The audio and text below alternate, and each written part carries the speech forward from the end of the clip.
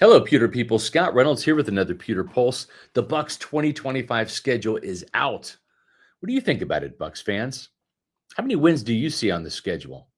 Overall, I think it's a pretty favorable schedule, but there is another tough four-game stretch right around the middle of the season again.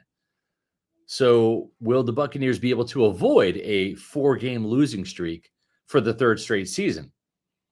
I'll give you my thoughts on Tampa Bay's 2025 schedule in just a second. But first, your reminder, hit the thumbs up button on this video, give it a like, also leave a comment. I love reading your comments.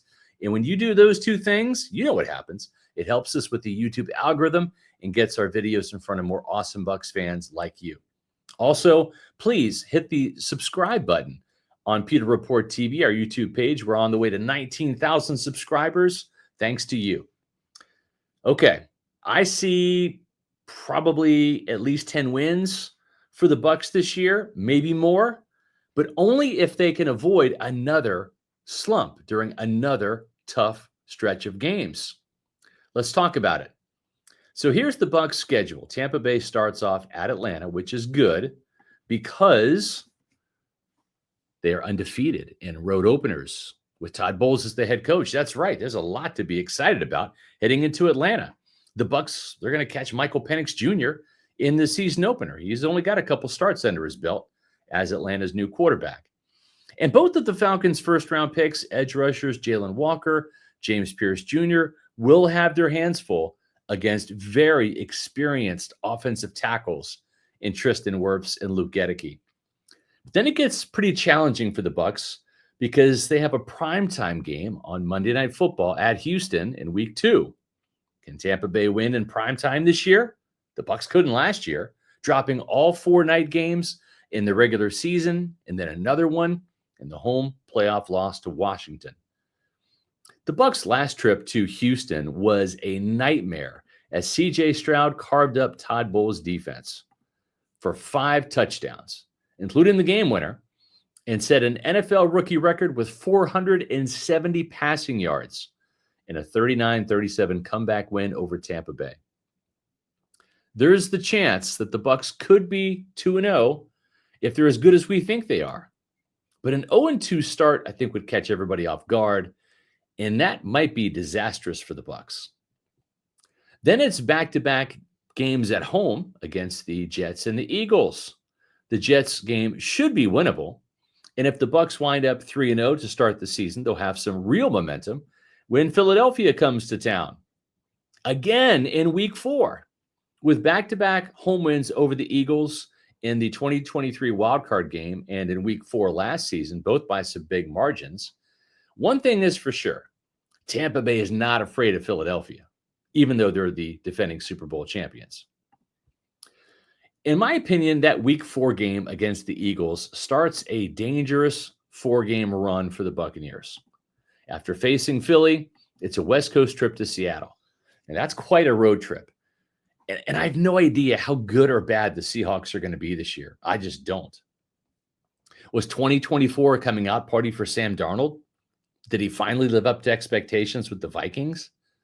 Or is that just a magical moment that Darnold will leave behind in Minnesota as he takes over in Seattle? So I don't know about the Seahawks, but I do know it's a long plane ride from Tampa all the way up to the Northwest to play Seattle.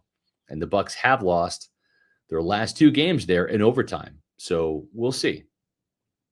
What I do know is that the 49ers have had the Bucs number in each of the last 3 years. The good news is that the margin of those losses has decreased every year. Last season, the 49ers barely beat the Bucs on a last-second field goal, 23-20, at Raymond James Stadium. And that was without Mike Evans and Chris Godwin. There's a lot of pent-up frustration at One Buccaneer Place about San Francisco. And the 49ers are that one demon that the Bucs definitely want to exorcise this year. Losing 4 straight to San Fran wouldn't be fun, and it wouldn't help their NFC playoff standings at the end of the year. Doesn't get any easier for the Bucs the next week, which is the 4th and final game I'm going to be talking about in this week's Pewter Pulse. Week 7 at Detroit on Monday Night Football. I like the Bucs' chances of winning this game better if they beat the Texans on Monday Night Football in Houston in week 2. Because you see, if that happens, then we're not talking about losing 6 straight primetime games dating back to 2024. That conversation is dead. If they do lose to the Texans, though, in week 2, then all of the Bucs can't win in primetime talk might just get into Tampa Bay's head. The Lions are a very good team, but the Bucs won in Detroit last year in week 2. So they're not going to be scared of playing in the Motor City, no matter how loud it gets. But this will be a slugfest. Now, the good news for the Bucs is that they travel to New Orleans for week 8 before the bye week in week 9.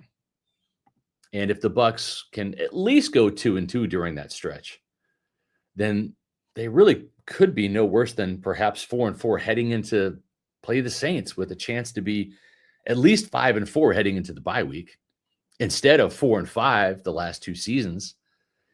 And I would suggest that a 6-3 record is absolutely attainable too. I don't think the Saints are going to be good this year. Nobody does. After the bye, Tampa Bay has 5 games at home and 4 on the road. Those games at home are against the Patriots, the Cardinals, the Saints, the Falcons, and the Panthers. Going 4-1 in those games does not seem far-fetched. Neither does going 5-0, to be honest. So getting to 10 wins this season seems pretty doable.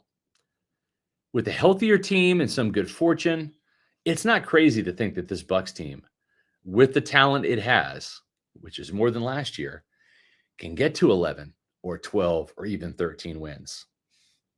If it gets hot, and more importantly, stays hot without a losing streak like it had the last 2 years in the middle of the season. This is the 50th year of this franchise. Maybe the Bucs have a chance to do something really special this year, something Tampa Bay has never done before in its 49 years of existence. That's go undefeated at home. You see, the team's best home record ever was 7-1 in 1999, and they matched that with a 7-1 record in 2021. If the Bucs can truly create a home field advantage and get their act together in prime time, then maybe this team can go further than just a home wild card game.